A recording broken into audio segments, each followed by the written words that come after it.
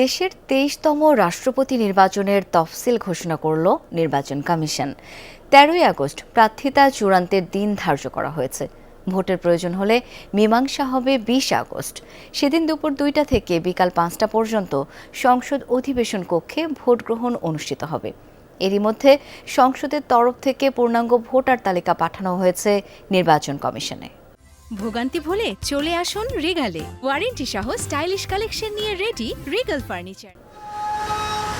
জনগণের পরোক্ষ ভোটে সংসদ সদস্যদের সমর্থনে নির্বাচিত হন দেশের রাষ্ট্রপ্রধান। সাবেক রাষ্ট্রপতি মোহাম্মদ শাহাবুদ্দিনের পদত্যাগের পর শূন্য হওয়া পদে নতুন রাষ্ট্রপতি নির্বাচনের প্রক্রিয়া আনুষ্ঠানিকভাবে শুরু করেছে নির্বাচন কমিশন। ঘোষিত তফসিল অনুযায়ী আগামী ২০ আগস্ট অনুষ্ঠিত হবে এই নির্বাচন।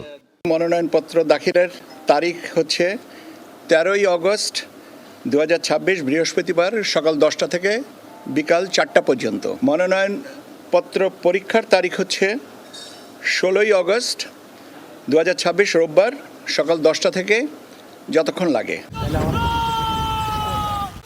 সংবিধানের বাধ্যবাধকতা অনুযায়ী পদ শূন্য হওয়ার ৯০ দিনের মধ্যে নতুন রাষ্ট্রপতি নির্বাচিত করার বিধান রয়েছে। বর্তমানে অস্থায়ী রাষ্ট্রপতি হিসেবে দায়িত্ব সামলাচ্ছেন জাতীয় সংসদের স্পিকার হাফিজউদ্দিন আহমদ। আইন অনুযায়ী একটি অধিবেশন শেষ হওয়ার ৬০ দিনের মধ্যে পরবর্তী অধিবেশন ডাকা বাধ্যতামূলক। গত ১৫ জুলাই বাজেট অধিবেশন শেষ হওয়ায় নির্ধারিত সময়ের আগেই বসতে যাচ্ছে সংসদের নতুন অধিবেশন। আর এই অধিবেশনেই সংসদ সদস্যদের ভোটে চূড়ান্ত হবেন দেশের ২৩তম রাষ্ট্রপতি। এখন নির্বাচন সংক্রান্ত বিভিন্ন প্রশাসনিক কাজ করা হবে বলে জানিয়েছে নির্বাচন কমিশন। আমরা ভোটার তালিকা পেয়েছি। ভোটার তালিকা এবং শিডিউলটা আমরা রেডি করে আপনাদের শিডিউলটা আপনাদেরকে জানিয়ে দিলাম। আমরা এখন বাকিটুকু আমাদের অ্যাডমিনিস্ট্রেটিভ যে প্রসিডিওর আছে সেটুকু আমরা সম্পন্ন করব।